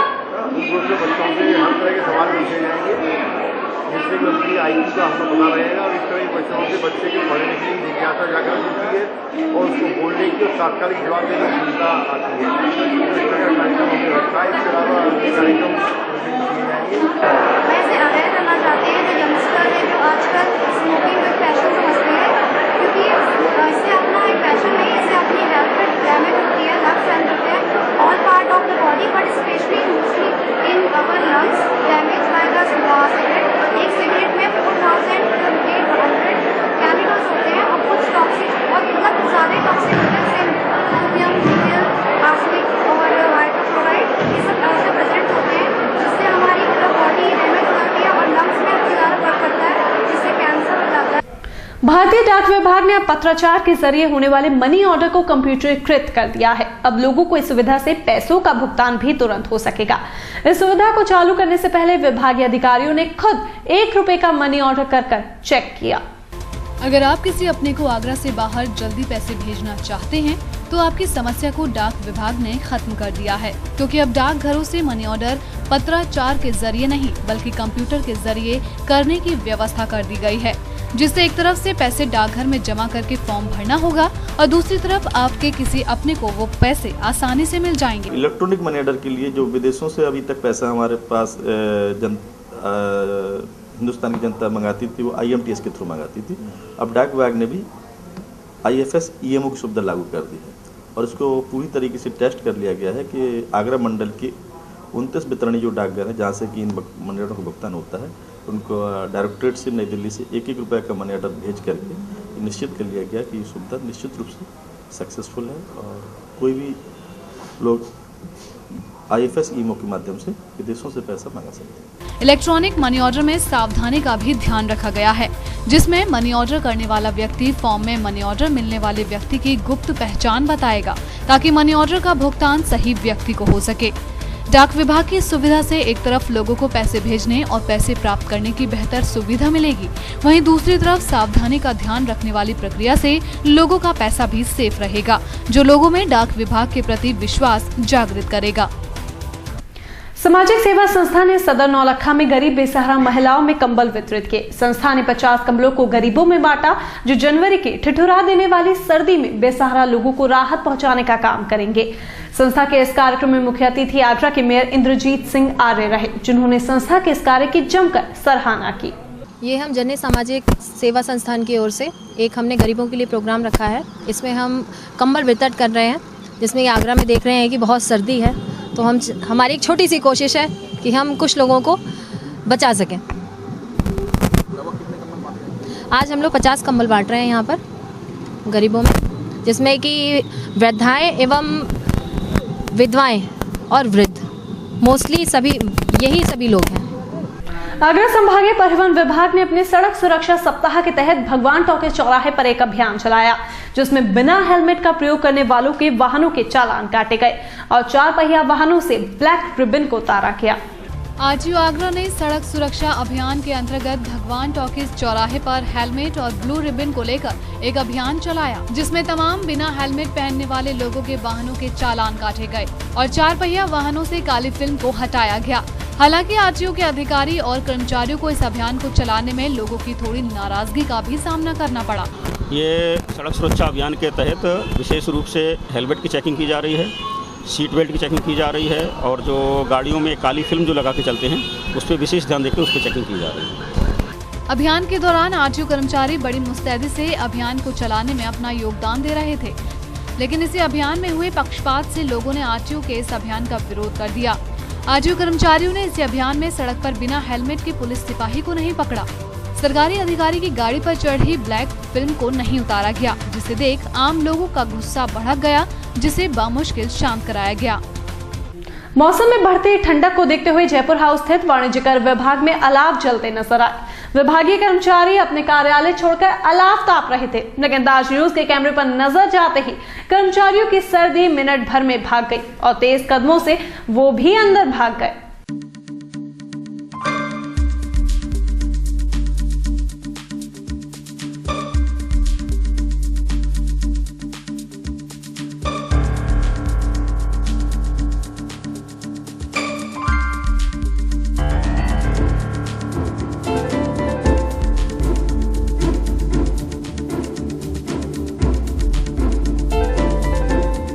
कड़कड़ाते सर्दी और कोहरे ने किसानों की फसलों को तबाह करना शुरू कर दिया है। इसी को लेकर अब कृषि विभाग सब्सिडी पर कीटनाशक दवाइयां देकर किसानों के घाव पर मरहम लगाने का काम करेगा। जिला कृषि रक्षा अधिकारी ने जिले भर के कृषि रक्षा इकाइयों पर दवा मुहैया कराने के आदेश दिए हैं। मौसम के बदलते मिजाज और कोहरे की मार ने किसानों की फसल को भी चपेट में ले लिया है। सरसों, आलू सहित कई फसलें कोहरे की वजह से कीटों ने जकड़ ली हैं। कृषि विभाग ने किसानों को 50% सब्सिडी पर कीटनाशक दवाएं देना शुरू कर दिया है। जिला कृषि रक्षा अधिकारी ने जिले भर के क्षेत्रीय कृषि सहायकों की बैठक में किसानों से मिलकर सहयोग की बात कही। बदलते मौसम को देखते हुए जो है जनपद में रोग एवं कीटों की समीक्षा के लिए आज क्षेत्रीय कर्मचारियों की बैठक आज कार्यालय में बुलाई गई है। इसमें सभी विभागीय योजनाओं से संबंधित समीक्षा की गई। इसके अलावा उपलब्ध रसायनों तथा उनको निर्देश दिए गए कि किसानों के बीच जाकर जो फसलों में लगने वाले कीड़े और बीमारियाँ हैं उनके बारे में जानकारी दें और किसानों को जो है विभागीय योजनाओं के संबंध में जो अनुदान व्यवस्था है उसके संबंध में पूरी जानकारी दें। जनपद आगरा में चूँकि मुख्य रूप से आलू की फसल है और ऐसे में जो है जो जड़ गलन और तना सड़न की शिकायतें जो है किसानों के यहाँ से मिली हैं, इसके लिए थायोप्राइड मिथाइल 1 किलो प्रति हेक्टेयर की दर से अगर छिड़काव करेंगे इसमें राहत मिलेगी। कृषि रक्षा अधिकारी के मुताबिक कोहरे की वजह से सर्दी में सरसों और आलू की फसल पर पाला पड़ जाता है। वहीं गेहूं की फसल भी कोहरे से झुलस जाती है, जिससे किसानों की वर्ष भर की मेहनत पानी में मिल जाती है। अब कृषि विभाग ने किसानों को रियायती मूल्य पर कीटनाशक दवाएं ब्लॉक स्तर पर मुहैया करा दी हैं। अब देखना ये होगा कि कृषि विभाग के ये प्रयास जिले के अन्नदाताओं के लिए कितने फायदेमंद साबित होते हैं। बुधवार को भगवान टॉकी स्थित आत्माराम शोरूम पर हीरो स्प्लेंडर आई स्मार्ट की आगरा में बिक्री के लिए जारी की गई बाइक 4 रंगों में उपलब्ध है। वहीं इस आई स्मार्ट की एक्स शोरूम कीमत 50,264 रुपए है। हीरो मोटोकॉर्प ने अपनी ज्यादा बिकने वाली बाइक स्प्लेंडर का नया वर्जन हीरो स्प्लेंडर आई स्मार्ट की आगरा में बिक्री के लिए जारी कर दिया है। आई स्मार्ट की एक्स शोरूम कीमत 50,264 रुपए है और ये बाइक 4 रंगों में उपलब्ध है। ये गाड़ी आज हमने यहाँ पे स्प्लेंडर आई स्मार्ट लॉन्च किया है, जो कि स्प्लेंडर का ही नया वर्जन है। ये इसमें गाड़ी में बिल्कुल नया इंजन प्लस नई i3S टेक्नोलॉजी लाई गई है, जो कि स्विच स्टार्ट टेक्नोलॉजी होती है, स्टार्ट स्टॉप टेक्नोलॉजी, जिससे कि आपकी माइलेज में बहुत ज़्यादा अंतर आता है। जैसे कि कोई भी कस्टमर कोई भी गाड़ी चलाने वाले कहीं ड्राइव पे रुकते हैं 60 से 90 सेकंड के लिए, तो इंजन ऑटोमेटिकली स्टॉप हो जाता है और क्लच दबाते ही वापस से रिस्टार्ट हो जाता है। इससे हमारे फ्यूल की बहुत ज़्यादा सेविंग होती है। आप देखें तो फ्यूल के दाम बढ़ते चले जा रहे हैं। 4 कलर्स में लॉन्च हुई है और रेट इसका 50,264 रुपये है एक शोरूम प्राइस। और ख़ास बात इसकी i3S technology start stop start technology है, जिसके अंतर्गत ये गाड़ी जैसे ही आइडल से मतलब आप इसको स्टार्ट को खड़ी करते हो 5 सेकंड बाद ऑटोमेटिकली बंद हो जाएगी और जब भी आपको चलना हो क्लच दबाएंगे तो गाड़ी स्टार्ट हो। बाइक के अनावरण के अवसर पर हीरो मोटोकॉर्प के क्षेत्रीय अधिकारी विकास शर्मा व आत्माराम हीरो क्षेत्रीय अधिकारी रमेश अग्रवाल ने बताया कि कंपनी ने ये बाइक यूथ को ध्यान में रखकर बनाई है। इसमें माइलेज के साथ स्टाइल का मिश्रण है। वहीं अच्छे माइलेज के लिए इस बाइक में पहली बार i3S यानी स्टार्ट स्टॉप सिस्टम का भी इस्तेमाल किया गया है। हीरो स्प्लेंडर आई स्मार्ट के डिजाइन में काफी बदलाव किए गए हैं, फिर भी ये 100 सीसी के इंजन पर ही काम करती है। इसके अलावा ये ड्यूल-टोर बॉडी पैनल, स्प्लिट ग्रेब, काले रंग में एग्जॉस्ट और 5 स्टॉक वाले ऑयल व्हील भी दिए गए हैं। अगर इस समय कांग्रेस को लेकर अगर किसी के मन में कोई सवाल है तो वो बस ये कि कौन होगा कांग्रेस की तरफ से पीएम की उम्मीदवारी के लिए नाम, क्योंकि कयास तो लगातार राहुल गांधी को लेकर लगाए जा रहे हैं, लेकिन कांग्रेस अभी तक कुछ भी सार्वजनिक तौर पर कहने को राजी नहीं है। ऐसे में एक बार फिर कुछ ऐसा ही हुआ। पेश एक रिपोर्ट। कौन होगा कांग्रेस की तरफ से पीएम पद के लिए उम्मीदवार, ये सवाल हर किसी के मन में है, क्योंकि कांग्रेस उपाध्यक्ष राहुल गांधी की पीएम उम्मीदवारी को लेकर कयास तो बहुत लगाए जा रहे हैं, लेकिन कांग्रेस ने अभी तक सार्वजनिक तौर पर खुलकर कुछ भी नहीं कहा है। ऐसे में 17 जनवरी का दिन एक खास दिन माना जा रहा है, क्योंकि शायद इस दिन कांग्रेस पीएम पद के लिए अपने दावेदार के रूप में कोई नाम पेश कर दे। लेकिन इससे भी पहले एक बार फिर कांग्रेस की तरफ राहुल के नाम को लेकर संकेत मिले हैं। कांग्रेस उपाध्यक्ष राहुल गांधी ने बुधवार शाम को हुई कांग्रेस कोर ग्रुप की बैठक में हिस्सा लिया। ऐसे में कांग्रेस कोर ग्रुप की ये बैठक बेहद अहम हो जाती है। 17 जनवरी से पहले होने वाली कोर ग्रुप की इस बैठक में उनका हिस्सा लेना इसलिए भी अहम है क्योंकि राहुल ने पहली बार कोर ग्रुप की बैठक में हिस्सा लिया है।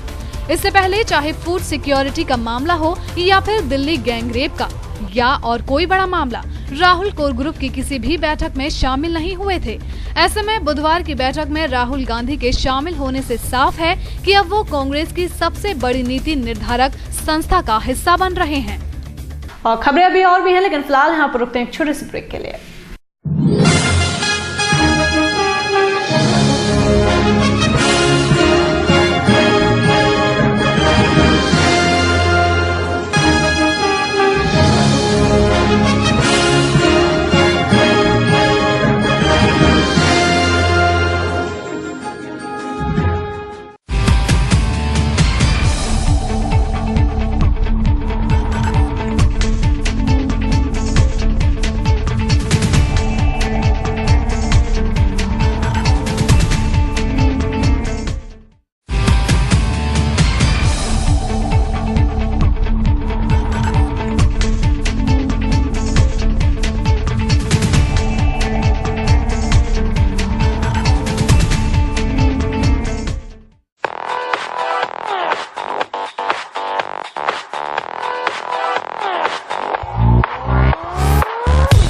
बालाजी ज्वेलर्स, गोल्ड, सिल्वर और डायमंड ज्वेलरी मिलने का विश्वसनीय स्थान। हमारे यहाँ आपको gold, hallmark certificate gold jewellery नए कलेक्शन के साथ उपलब्ध मिलेगी।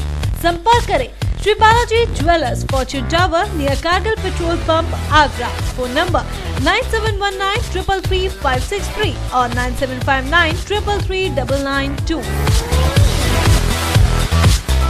श्री बालाजी ज्वेलरी, दुल्हन की jewellery, A D jewellery, artificial bangles, chain व सभी प्रकार के सेट्स यहाँ पर उपलब्ध है। तो तुरंत संपर्क करें 21 सुपर बाजार, कारगिल पेट्रोल पंप के पीछे, आगरा। फोन नंबर 9358464218 और 88659 11110।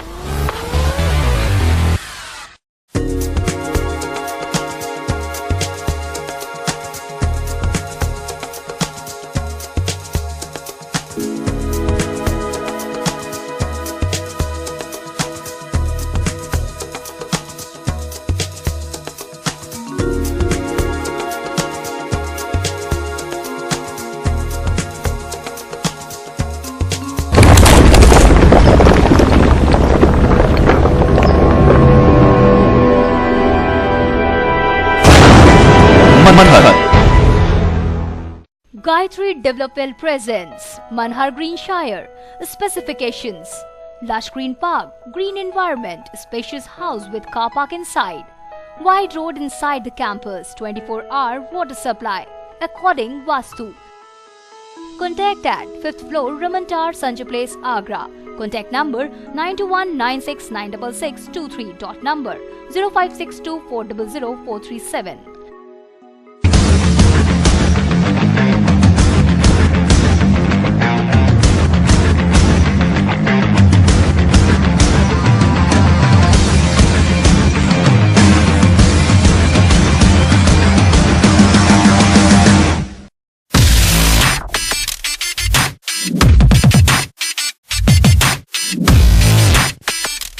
Sai Asha properties, AD approved कोठी प्लॉट्स खरीदने व बेचने के लिए संपर्क करें। ताज नगरी 2 में एडी अप्रूव्ड प्लॉट्स के लिए संपर्क करें।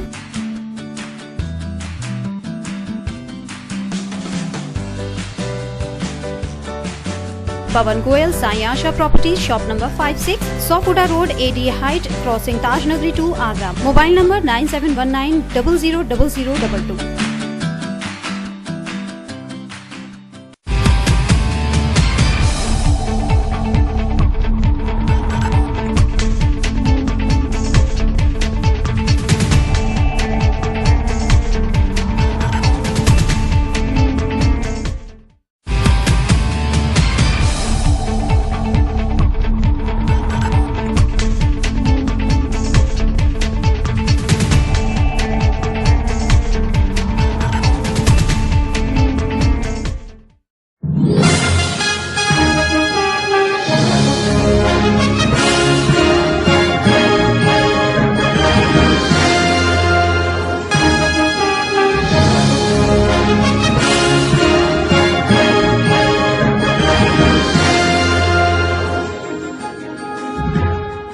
के बाद आप सभी का स्वागत है। अगली खबर का रुख करेंगे।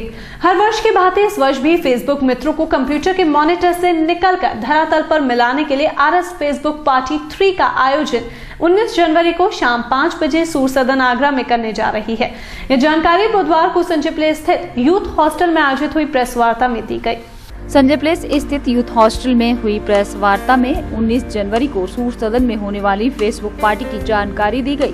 हर साल की तरह इस साल भी फेसबुक संघ ने कंप्यूटर फ्रेंड्स को सामने लाने का फैसला किया और साथ ही जिन्होंने आगरा का नाम देश विदेश में रोशन किया है उनको फेसबुक नवरत्न के अवार्ड से सम्मानित भी किया जाएगा। हम लोग फेसबुक में एक दूसरे से इंटरेक्ट होते रहते हैं लेकिन वास्तव में हम नहीं मिले होते हैं। हम सबके 2-2 3-3 हज़ार फ्रेंड होते हैं लेकिन मुलाकात कभी नहीं होती है। तो कंप्यूटर के मॉनिटर से उनके बाहर निकालकर उनको यथार्थ के धरातल पर मिलाना एक परस्पर, और हम फेसबुक के थ्रू क्या सामाजिक उपयोगिता कर सकते हैं उसको भी आगे बढ़ाना। किस तरह के इसमें अवार्ड दिए जा रहे हैं? इसमें एक तो 16 अवार्ड हम लोगों ने रखे थे जिसका वोटिंग के थ्रू रिजल्ट 12 तारीख को डिक्लेयर किया था। और दूसरा उसके अलावा हमारे फेसबुक पे जितने भी मित्र हैं उनमें से हमने नवरत्न छाटे हैं जिन्होंने आगरा का नाम रोशन किया है। उनको क्या नाम 16 अवार्ड्स के बीच में जैसे अवार्ड सेरेमनी हम लोग उसको करते हैं, तो हर अवार्ड्स के बाद एक सांस्कृतिक कार्यक्रम वहाँ किया जाएगा। बाकी 4 कार्यक्रम जो हमारे नवरत्न है उसमें से 4 लोग वो अपने प्रोग्राम भी वहाँ उन अवार्ड सेरेमनी के बीच में वहाँ किए जाएंगे। और उसके अलावा एक हमारे आगरा के most senior ex MLA Satish Chandra Gupta Vibhav ji जो फेसबुक पर बहुत एक्टिव रहते हैं, उनके लिए हमने स्पेशल सम्मान करा है, मोस्ट सीनियर एक्टिव फेसबुक संघ के संयोजक विवेक खंडेलवाल और वीरेंद्र अग्रवाल ने बताया कि देश में होने वाली अपने आप में ये एक अनोखी पार्टी है, जिसका तीसरी बार आयोजन आगरा में किया जा रहा है, जिसमें फेसबुक मित्र फेस टू फेस होंगे। और इस पार्टी में आगरा ही नहीं बल्कि आगरा के बाहर से भी फेसबुक मित्र आ रहे हैं, जिनके स्वागत, ठहरने और आगरा भ्रमण का इंतजाम फेसबुक पार्टी के सक्रिय कार्यकर्ता देखेंगे। भारत में होटल व्यवसाय के क्षेत्र में तेजी से प्रगति करते हुए क्लार्क्स इन ताज नगरी में अपनी एक और होटल भावना क्लार्क्स इन की शुरुआत बड़े ही गर्व से कर रहा है। एक नवनिर्मित होटल जिसका निर्माण नवीन युग में उच्च व्यवसाय व बेहतरीन सेवा प्रदान करने के उद्देश्य के साथ हुआ है। इसका बुधवार को भावना ग्रुप ऑफ कंपनीज द्वारा फीता काटकर शुभारंभ किया गया। कंपनी की प्रगति में मील का पत्थर बताते हुए क्लार्क्स इन समूह के अध्यक्ष SN श्रीवास्तव ने कहा कि भावना क्लार्क इन का उद्घाटन एक महान पल है और आगरा के ग्राहकों को बेहतर सेवा प्रदान करने के गवाह भी बनेंगे। भावना क्लार्क्स इन का रेस्टोरेंट और मुगल युग के व्यंजन और अंतर्राष्ट्रीय व्यंजनों के उत्तम व अविस्मरणीय स्वाद के आनंद का अनुभव देगा। हम लोगों ने ये देखा, जब उन्होंने शुरू में सर्वे किया था, जब बघेल साहब ने हमसे कहा था कि यहाँ होटल करना है, तो हम लोगों ने जो प्राइमरी सर्वे किया था उसमें देखा यहाँ होटल नंबर तो बहुत है और उसमें 5 star hotel, 3 star hotel, 4 star hotel सारे हैं, लेकिन जो सर्विसेज हमें देनी चाहिए तो सर्विसेज की कमी थी। हमारी जो USP है क्लार्क्स इन ग्रुप की, वो यही है कि हम सर्विस ओरिएंटेड हैं। तो हाउसिंग बोर्ड के नियम के अनुसार पूरी कवर्ड पार्किंग। और क्या खास है और होटलों के सर्विस? ये लोकेशन बहुत अच्छी है, लोग तो आगरा के निवासी हो, अच्छी तरह समझ सकते हो। कॉर्नर स्पॉट है, प्राइम लोकेशन है और सेंटर प्लेस है। और देखते हैं फतेहाबाद रोड पे कितनी शहर का मतलब 80% पब्लिक इधर रहती है, फतेहाबाद रोड पे पब्लिक नहीं रहती है। परचेजिंग करने जाना है तो संजय प्लेस जाएगा, कॉर्पोरेट ऑफिस है तो संजय प्लेस में, तो इसके सराउंडिंग, संजय प्लेस के सराउंडिंग जो भी बिजनेस खुलता है वो सक्सेस होता है। भावना ग्रुप के चेयरमैन BS बघेल ने बताया कि होटल में सभी सुविधाओं को ध्यान में रखते हुए सुसज्जित विशिष्ट रूप से बनाए गए 58 कमरे हैं जो उच्च श्रेणी के बनाए गए हैं। कॉकटेल डिनर, व्यावसायिक सभा, कॉन्फ्रेंस, सेमिनार, वर्कशॉप, ट्रेनिंग कार्यक्रम और किटी पार्टी सामाजिक अवसर के लिए उत्तम है व साथ ही होटल में उचित पार्किंग की व्यवस्था भी की गई है। और अब खबर फिल्म जगत से। फिल्मों के सीरियल किसर कहे जाने वाले इमरान हाशमी के घर में इस समय काफी मायूसी वाला माहौल है, क्योंकि इमरान के 4 साल के बेटे अयान को कैंसर है। भले ही इमरान अपनी अदाकारी से लोगों को खुश करते रहे हों, लेकिन वो एक पिता भी हैं और एक पिता होने के नाते उनके लिए खबर किसी सदमे से कम नहीं है। डॉक्टर्स ने पुष्टि कर दी है, लेकिन साथ ही एक राहत की बात डॉक्टर्स ने इमरान से कही है कि कैंसर अभी फर्स्ट स्टेज पर ही है और ठीक भी हो सकता है। बॉलीवुड एक्टर इमरान हाशमी के 4 साल के बेटे अयान को कैंसर है। इस खबर ने इमरान के पूरे परिवार को सदमे में डाल दिया है। डॉक्टर्स ने इस बात की पुष्टि भी कर दी है कि अयान को कैंसर है। साथ ही डॉक्टर्स ने यह भी बताया कि अयान को कैंसर अभी फर्स्ट स्टेज पर ही है और अगर ऑपरेशन हो जाए तो वो ठीक भी हो सकता है, लेकिन अयान अभी बहुत छोटा है, इसलिए इमरान हाशमी अभी और भी ज्यादा टेंशन में है। फिलहाल अयान का इलाज मुंबई के हिंदुजा अस्पताल में चल रहा है और अगर जरूरत पड़ी तो अयान की कीमोथेरेपी भी की जा सकती है और USA भी ले जाया जा सकता है। इतनी बड़ी परेशानी को देखते हुए इमरान ने अपनी फिल्मों की शूटिंग को भी कैंसिल कर दिया है और अपना सारा वक्त अपने बेटे को दे रहे हैं। आखिर कब तक? ये वो सवाल है जो इस देश की हर नारी पूछ रही है। आए दिन रेप केसेस सामने आते हैं और इस बार तो अतिथि देवो भवः की परंपरा को भी ताक-ताक कर दिया गया। देश की राजधानी दिल्ली एक बार फिर से दहल गई।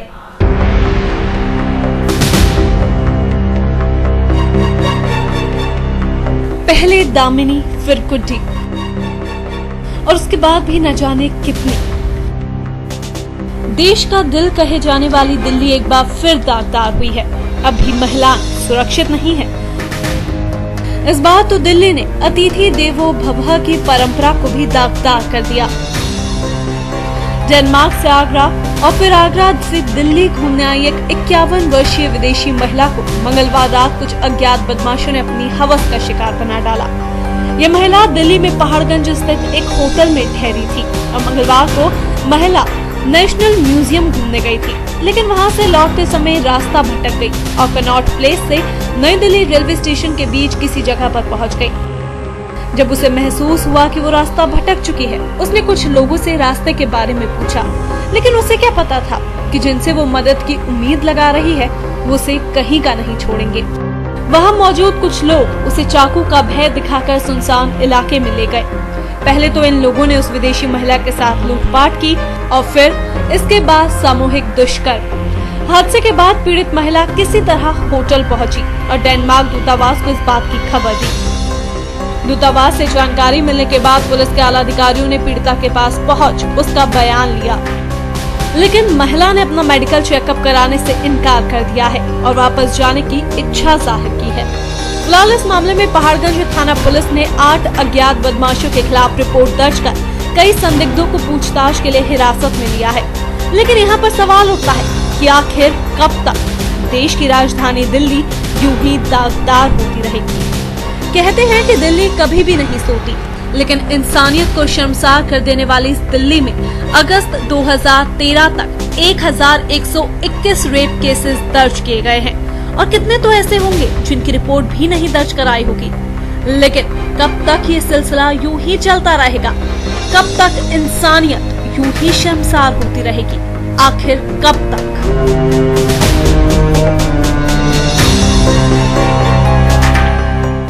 अब बात करते हैं तेजपाल प्रकरण की। मीडिया जगत की एक जानी मानी हस्ती तरुण तेजपाल के प्रकरण ने हर किसी को चौंका दिया है और उन्हें सुर्खियों में ला दिया है।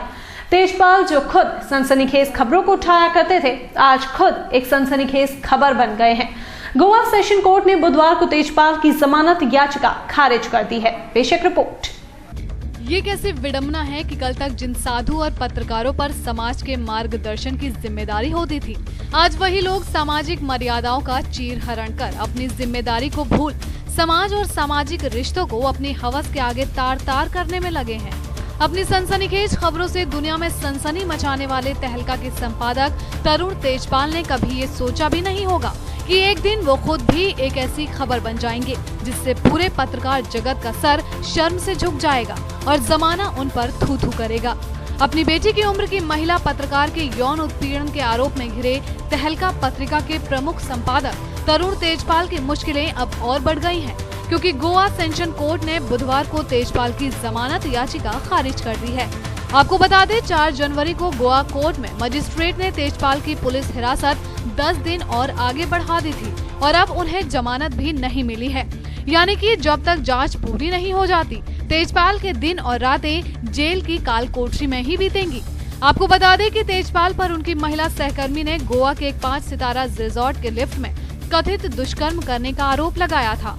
ये घटना तेजपाल और उनकी टीम द्वारा गोवा में आयोजित सम्मेलन थिंक फेस्ट के दौरान हुई थी, जिसके बाद 22 नवंबर को उनके खिलाफ मामला दर्ज किया गया था। तेजपाल फिलहाल वास्को शहर के साडा उप जेल में बंद हैं। और अब एक खुशखबरी, लगातार महंगाई के बोझ तले दबती जा रही आम जनता को अब महंगाई से थोड़ी राहत मिलने वाली है। ऐसा इसीलिए क्योंकि महंगाई दर में अच्छी खासी गिरावट दर्ज की गई है। आम जनमानस के लिए खुशखबरी है, महंगाई की आग अब थोड़ी कम हो गई है। ऐसा इसलिए क्योंकि रिटेल महंगाई दर में नरमी दर्ज की गई है, जिसके बाद थोक महंगाई दर के तेवर भी ढीले हो गए हैं। दिसंबर में थोक महंगाई दर में करीब 1.5% की गिरावट आई है। थोक महंगाई दर में आई जोरदार गिरावट से सरकार के साथ आम आदमी ने भी राहत की सांस ली है। क्या है महंगाई दर? महंगाई जानने के कई तरीके हैं। भारत में सबसे प्रमाणिक तरीका है थोक बिक्री मूल्य में हो रहे उतार चढ़ाव को मापना। इसके लिए एक सूचकांक इंडेक्स है, जिसे थोक मूल्य सूचकांक WPI कहते हैं। थोक मूल्य सूचकांक के बढ़ने का मतलब महंगाई में तेजी और इसके गिरने का मतलब हुआ महंगाई में कमी। इस सूचकांक में 435 अलग अलग वस्तुओं का लेखा जोखा रहता है। सूचकांक में शामिल हर वस्तु को एक वेटेज यानी कि वजन दिया गया है। ये इस आधार पर तय किया गया है कि किन वस्तुओं की हमारी जिंदगी में कितनी अहमियत है। आपको बता दें कि दिसंबर में थोक महंगाई दर घटकर 6.16% हो गई है, तो वहीं नवंबर में थोक महंगाई की दर 7.52% पर ही रह गई थी। दिसंबर में थोक महंगाई दर 5 महीने के निचले स्तर पर आ गई है, यानी कि महंगाई घट रही है और इस तरह महंगाई के आंकड़ों ने बुधवार को बाजार में जान फूंकने का काम किया और इसी उत्साह में बीएसई का 30 शेयरों वाला सेंसेक्स 257 पॉइंट की मजबूती के साथ 21,289.5 पर बंद हुआ। एनएसआई का 50 शेयरों वाला निफ्टी भी 79 पॉइंट्स पर उछलकर 6,321 पर बंद हुआ। तो वहीं आज डॉलर के मुकाबले रुपया 14 पैसे की गिरावट के साथ 61.66 पर खुला है। मंगलवार को रुपया 61.52 पर बंद हुआ था। धकधक माधुरी दीक्षित की फिल्म डेढ़ इश्किया ने भले ही अपने देश में सामान्य सफलता हासिल की हो, लेकिन पड़ोसी देश पाकिस्तान में इस मूवी ने तहलका मचा दिया है। अगर आपको यकीन नहीं आता तो जरा देखिए ये खास रिपोर्ट।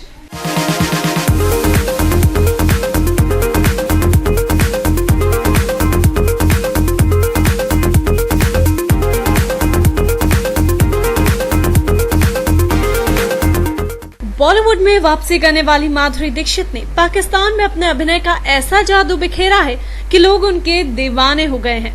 गौरतलब है कि माधुरी के दीवाने पाकिस्तान में भी हैं। इसका अंदाजा इस अभिनेत्री के स्वर्णिम दौर से ही दिख चुका था, जब ये जुमला हवाओं में था कि माधुरी दे दो और पाकिस्तान ले लो। लेकिन वक्त गुजरने के बाद भी माधुरी का वही जादू पाक में बरकरार रहेगा, ये कोई नहीं जानता था। डेढ़ इश्किया ने एक बार फिर साबित कर दिया है। माधुरी के अभिनय से सजी इस फिल्म ने पाकिस्तान में धूम मचा दी है। फिल्म वहां पर काफी अच्छा व्यवसाय कर रही है। फिल्म के लगभग सभी शो हाउसफुल जा रहे हैं और माधुरी को जबरदस्त तालियां भी मिल रही हैं। जबकि फिल्म का वहां पर कोई प्रमोशन तक नहीं किया गया था, ना कोई पोस्टर और ना ही कोई सूचना, क्योंकि वहां थिएटर मालिकों में फिल्म रिलीज को लेकर कोई श्योरिटी नहीं थी। बावजूद इसके फिल्म अव्यवस्थाओं के मध्य थिएटरों में उतरी और उम्मीद से परे सुपर डुपर हिट साबित हो रही है।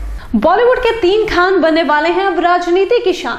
सियासी हवा ही कुछ ऐसी होती है जिसमें नेता अभिनेता सब एक साथ नजर आते हैं। बॉलीवुड में किंग खान यानी कि शाहरुख ने जहां राहुल का हाथ थामा है, तो वहीं किसी समय अन्ना के समर्थक रहे आमिर ने केजरीवाल को और सलमान ने मोदी को चमकाने की मुहिम छेड़ दी है।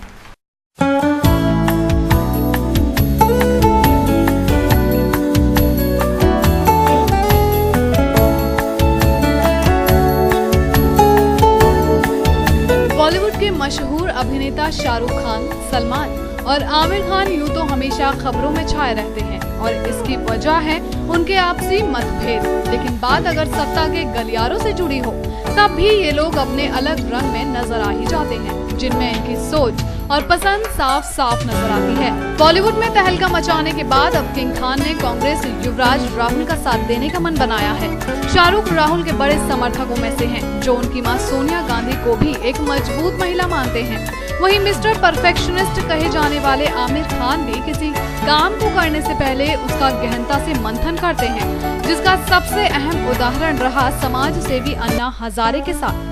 जब अन्ना ने भ्रष्टाचार के खिलाफ बिगुल बजाया तो आमिर भी उनका साथ देते नजर आए थे। सोच वही है, बस दावेदार बदल गए। यहाँ ये बात हम इसलिए कह रहे हैं कि आज भी आमिर खान आम आदमी की सोच रखते हैं और अन्ना की राह पर चलने वाले केजरीवाल को भी अपना समर्थन देना चाहते हैं। अब बात की जाए दबंग खान की, तो सलमान तो आखिर सलमान ही है। वो कब क्या करने वाले हैं ये कोई नहीं जानता। अभी हाल ही में पतंग उत्सव के दौरान वो गुजरात के मुख्यमंत्री और बीजेपी के पीएम पद के उम्मीदवार नरेंद्र मोदी को शुभकामनाएं देते काफी खुश नजर आए और साथ ही मोदी की जमकर तारीफ भी की। खैर, समर्थन किसी का भी हो, हम तो बस यही कहना चाहते हैं कि सत्ता की पतंग कब किसको कहां ले जाए ये जरा कहना मुश्किल ही है। बॉलीवुड के शहंशाह अमिताभ बच्चन स्क्रीन अवार्ड समारोह में रेखा के साथ नजर आए। इस मौके पर उनकी धर्मपत्नी जया बच्चन उनके साथ मौजूद थी। माना जा रहा है कि लगभग 33 साल के बाद बिग बी सार्वजनिक तौर पर रेखा से मिले, उनसे नमस्ते की और मुस्कुराए भी। इस मौके पर न सिर्फ अमिताभ ने रेखा से नमस्ते की, बल्कि उनकी पत्नी जया बच्चन ने भी रेखा को गले लगाया। नए साल में एक के बाद एक सरप्राइजेस मिल रहे हैं। स्क्रीन अवार्ड समारोह के दौरान कयामत का एक लम्हा आया और महानायक अमिताभ बच्चन के करोड़ों चाहने वालों को चौंका कर गुजर गया। एक लंबा सिलसिला खत्म हुआ और शायद एक नए सिलसिले की खूबसूरत शुरुआत हो गई। बिग बी ने अवार्ड फंक्शन के दौरान रेखा को खुद जाकर नमस्ते कर उनका स्वागत किया। जवाब में रेखा ने भी उनका अभिवादन किया। यही नहीं, अमिताभ की पत्नी जया बच्चन ने भी आगे बढ़कर रेखा को गर्मजोशी के साथ गले लगा लिया। दरअसल 20वें स्क्रीन अवार्ड समारोह में लाइफ टाइम अचीवमेंट अवार्ड पाने वाले सदी के महानायक अमिताभ बच्चन ने जैसे ही समारोह में एंट्री की, लोग उनके सम्मान में खड़े हो गए, जिसके बाद अमिताभ सबको मुस्कुराते हुए हाथ जोड़कर आगे की ओर चलने लगे। और इस चक्कर में अमिताभ बच्चन ने खूबसूरत रेखा को भी सबके सामने मुस्कुराकर नमस्ते किया, जिसका जवाब रेखा ने भी मुस्कुराकर ही दिया।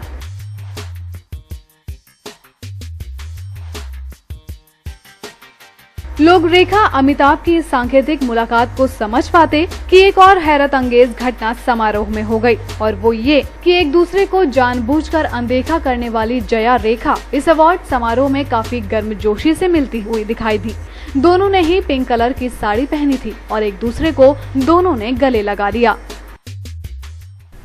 दिल्ली में आम आदमी पार्टी की अरविंद केजरीवाल सरकार एक नई मुश्किल में फंस गई है। पार्टी के विधायक विनोद कुमार बिन्नी फिर से नाराज हो गए हैं। उन्होंने कहा है कि दिल्ली सरकार अपने मुद्दे से भटक गई है और कल यानी कि बृहस्पतिवार को इस मुद्दे पर प्रेस कॉन्फ्रेंस भी करेंगे। गौरतलब है कि सरकार गठन के दौरान भी बिन्नी मंत्री न बनाए जाने से नाराज हो गए थे, जिन्हें मशक्कत के बाद मनाया गया था। उधर आम आदमी पार्टी ने भी बिन्नी को मनाने की बजाय उन पर सख्त रुख दिखाया है। लोकसभा चुनाव की तैयारियों में जुटी आम आदमी पार्टी को एक बार फिर से उनके ही विधायक विनोद कुमार बिन्नी ने करारा झटका लगा दिया है। उन्होंने अपनी ही पार्टी से बगावत कर दी है। स्वयं बिन्नी ने अपनी पार्टी के कामकाज पर कई सवाल खड़े कर दिए हैं। महज चंद दिनों में ही उनको लगने लगा है कि पार्टी की सरकार जनता के साथ छल कर रही है। केजरीवाल सरकार की कथनी और करनी में फर्क है। अपने मुद्दों से भटक चुकी है आम आदमी पार्टी। बिन्नी जल्द ही इसका खुलासा भी करेंगे। बिन्नी की बगावत पर आम आदमी पार्टी के संयोजक अरविंद केजरीवाल ने कहा कि वो लोकसभा का टिकट मांगने आए थे।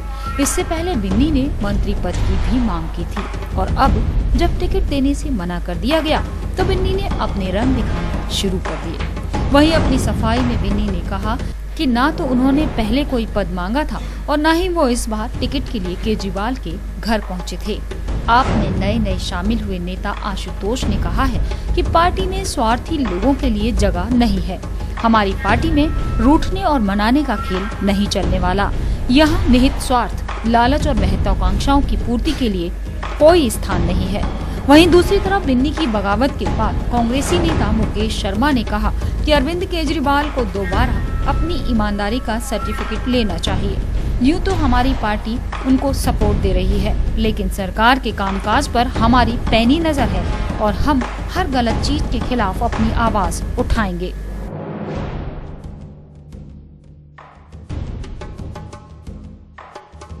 RSFB पार्टी 3 का आयोजन आगामी 19 जनवरी को सूर सदन में किया जा रहा है, जिसके लिए बुधवार को संचिप्ले स्थित यूथ हॉस्टल में गोष्ठी का आयोजन किया गया, जिसमें 19 जनवरी को आयोजित कार्यक्रम की रूपरेखा तैयार की गई। फेसबुक पार्टी अपने आप में एक अनोखी पार्टी है, जिसका लगातार तीसरी बार आयोजन आगरा में किया जा रहा है। इसमें Facebook friends face to face होते हैं और पूरे विश्व में इसकी शुरुआत पहली बार आगरा में ही हुई थी। इस पार्टी में आगरा ही नहीं बल्कि आगरा के बाहर से भी फेसबुक फ्रेंड्स आ रहे हैं, जिनका स्वागत, ठहरने एवं आगरा घूमने का इंतजाम फेसबुक पार्टी के सक्रिय कार्यकर्ता सुनील स्वतंत्र कुमार देख रहे हैं। इसमें बेसिकली जो सेमिनार का जो मेन उद्देश्य था कि जो आगरा में जो फेसबुक पार्टी 19 तारीख को जो हो रही है, एक ग्रुप फॉर्म हुआ था आज से 2 साल पहले, जिसके अंदर जिसका हिडन एजेंडा ये था कि समाज के विभिन्न वर्ग के लोग एक प्लेटफॉर्म पे आए, जो हम लोग कंप्यूटर्स पे बैठकर एक दूसरे से बातचीत करते थे, एक वर्चुअल वर्ल्ड से बाहर निकल के आए। एक प्लेटफॉर्म पे जब हम लोग आए तो एक कुछ सार्थक समाज के लिए हम लोग क्या कर सकते हैं, इसके ऊपर हम लोगों ने परिचर्चा की। फेसबुक पार्टी में बाहर से तकरीबन 25-30 लोग आ रहे हैं, जिन्होंने अपना कंसर्न दे दिया है और हम लोगों की तरफ से उनके रहने, खाने और आगरा भ्रमण की पूरी व्यवस्था की गई है। इसका हमारा आयोजन का जो मुख्य उद्देश्य था वो ये था कि समाज में जो लोग फेसबुक पर तरह तरह की बातें करते हैं, उन्हें बाहर निकाल के लाना, उन्हें ये दिखाना कि हकीकत में आप ऐसा कर सकते हैं या नहीं। तो उससे हमने लोगों को ये सिद्ध करके दिखाया। जैसे फेसबुक पर लोग कहते थे कि बोलना बहुत आसान है, आप करके दिखाइए, तो हम लोगों से आज कहते हैं कि हाँ हम कर रहे हैं, आप आकर हमसे जुड़िए। सर काफ़ी संख्या में महिलाएं इस प्रोग्राम से जुड़ी हुई हैं, जिनमें अवार्ड्स भी हैं। श्रीमती फेसबुक है, मिस फेसबुक है, बेस्ट प्रोफाइल पिक है, सब में महिलाएं सबसे आगे हैं। बाहर से भी महिलाएं आ रही हैं? जी, बाहर से महिलाएं आ रही हैं। दिल्ली से पूनम माठिया जी आती हैं, लास्ट ईयर भी आई थी और इस साल भी आ रही हैं। फेसबुक पे हम लोगों ने केवल ये सिद्ध किया है कि कंप्यूटर की दुनिया से बाहर निकल के भी हम लोग कुछ कर सकते हैं। जो लोग सिर्फ ये कहना चाहते थे कि फेसबुक केवल एक मौज मस्ती का साधन है और कुछ नहीं है, आज हम लोगों ने अपना एक कुनवा बना लिया है, जिसके थ्रू हम लोगों को ये दिखाते हैं कि हम लोग सामाजिक प्लस अपने मौज मस्ती के लिए भी एक बहुत बड़ा आयोजन करते हैं, जिसमें कि पूरे देश भर से लोग हमारे पास आते हैं। इसके बारे में यही कहूँगा, ये एक बहुत ही सराहनीय कदम है और इससे एक काल्पनिक दुनिया से हम बिल्कुल बाहर सजीव दुनिया में निकल के आ रहे हैं और एक दूसरे को जानने पहचानने का मौका मिल रहा है और ये एक बहुत ही अच्छा प्रयास है। हर बार की तरह इस बार भी फेसबुक पर विभिन्न श्रेणियों में 16 अवार्ड के चुनाव हुए थे, जिसमें आई वोटिंग के आधार पर प्रत्येक अवार्ड में 2 विजेता और 1 उप विजेता को सम्मानित किया जाएगा। इसके साथ ही फेसबुक फ्रेंड्स, जिन्होंने आगरा का नाम देश विदेश में रोशन किया है, उनको फेसबुक नवरत्न के अवार्ड से भी सम्मानित किया जाएगा। सेना दिवस के अवसर पर all India ex serviceman coordination committee द्वारा यूथ हॉस्टल में एक बैठक आयोजित की गई, जिसमें आगरा सहित 5 जिलों की यूनिट बनाने का निर्णय लिया गया। साथ ही 1 रैंक पेंशन की मांग को केंद्र सरकार से मंजूर कराने की बात कही गई। सेना दिवस को लेकर all India ex serviceman coordination committee द्वारा संजय प्लेस स्थित यूथ हॉस्टल में प्रेस वार्ता आयोजित की गई, जिसमें आगरा सहित 5 जिलों का चुनाव किया गया, जिसमें all India ex serviceman coordination committee के लिए सदस्य चुने गए। साथ ही एक्स सर्विसमैन की मांगों के लिए लड़ने की बात कही गई। पूर्व सैनिकों की समस्याओं को भी दूर किया जाएगा, इस विषय पर चर्चा की गई। ये all India ex serviceman coordination committee की आज बैठक है और वो बैठक में चुनाव किया गया है। हमारे आगरा का मंडल का जो हमारे अध्यक्ष हैं सत्यप्रकाश रावत जी हैं ये, और ये आगरा डिस्ट्रिक्ट के अध्यक्ष हैं।